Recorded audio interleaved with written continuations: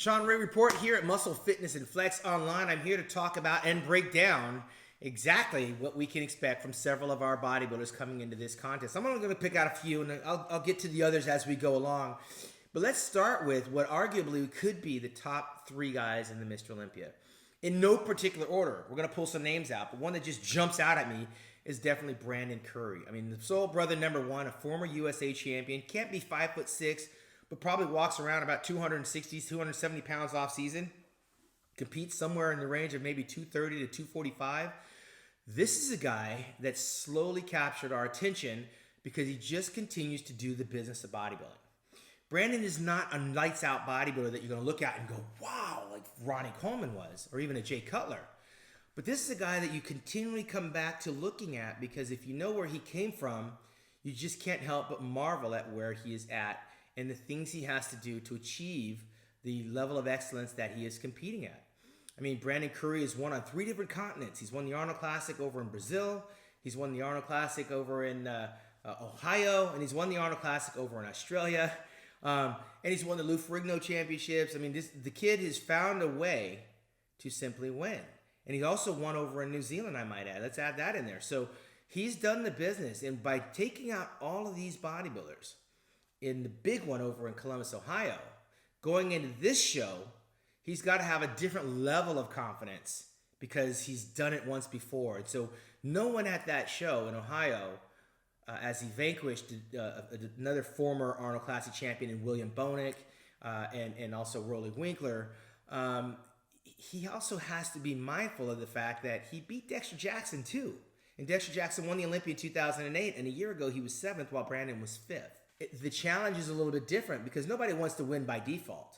And Brandon Curry has spent the better part of this year in Kuwait just doing the business of bodybuilding, sacrificing the time with his family and his wife and his kids and all the stuff that happens here in America to live in a foreign country, to train with a single purpose of improving on his 5th place from last year, which is the best he ever did, first time in the top 5. And he added that and followed it up with an Arnold Classic championship. And he got even more hungry to the degree that he's like, I'm all in. So we know that Brandon Curry's all in, and him being all in is going to be scary for all the other bodybuilders.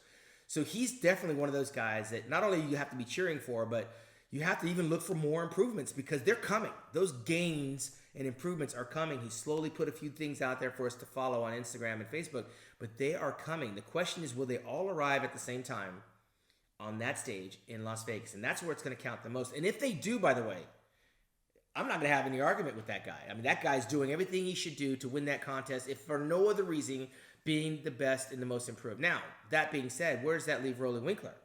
Roland Winkler, 3rd place a year ago, beat Brandon Curry, had a knee injury, went into the Arnold Classic, tumbled back a few points. But we've seen him. Most recently, a week ago, we saw a picture of him looking every bit 300 pounds. I mean, it was freaky. He hit his most muscular pose, and things just started to explode. I was waiting for his heart to pop out of his chest. This guy is going to arguably be the biggest, most muscular thing on that Mr. Olympia stage. But will that translate? Because he's no Ronnie Coleman and he's no Dorian Yates. He doesn't have that type of a factor to dwarf the competition, especially when we turn around to the rear. But there's a couple of signature poses, including his front double biceps, including his most muscular, that some of those guys are going to have a hard time standing up against. But when we turn to the rear, this is where we need to see the improvements on Roland Winkler, most notably in the lower back area. The upper back, the delts are very meaty, but we need a little bit more meat in between those lats. And on the lower back, that's an area that's a little bit longer, needs a little bit more separation and thinness. So while he has all the size this far out with 4 weeks to go, he's going to have to bring the detail from this point forward. And if he does, he can be very, very dangerous. Now, where does that leave William Bonin? William Bonin was 2nd in the Mr. Olympia. A year ago, he was 4th in the Mr. Olympia. He's won the Arnold Classic Championships. He's won the California Championships. He's won several competitions to gain enough momentum to believe that he's got just as good a chance as anyone else. He's won over in Australia. But at 5'5" on a good day and maybe 225 pounds, there's not a whole lot more you could put on this frame. It's maxed out. I mean, the quads are super big, a little bit smooth a year ago. The obliques were starting to come out a little bit because he had a little bit too much weight in that short Kai Green-like midsection. It's very short and very boxy. And the wow factor was gone. And now he's going into this show without his trainer, his mentor, his supervisor, Hill, and it's a very bad breakup, and now he's got to do it on his own, uncharted territory for William Bonin. Will that spell disaster? You never know. When you get used to having someone look at you that last whatever, and suddenly those eyes are gone, either it's going to be mass confusion or he's going to be laser focused and he's going to fix whatever problems he had a year ago. I suggested the kid comes in about 5 or 8 pounds lighter. That would go to his favor because he certainly looked like he was maybe one potato away from spilling over. But even when he was off, he was fourth and he beat Brandon Curry. He beat Dexter Jackson. He has a whole lot to be proud of a year ago, even being off. But he knows what it's like to sniff first place, and he was very, very close. I don't expect William Bonin to come in off like he was a year ago, which is going to make this contest even that much more interesting. And that's going to be my top 3 for right now. But stay tuned.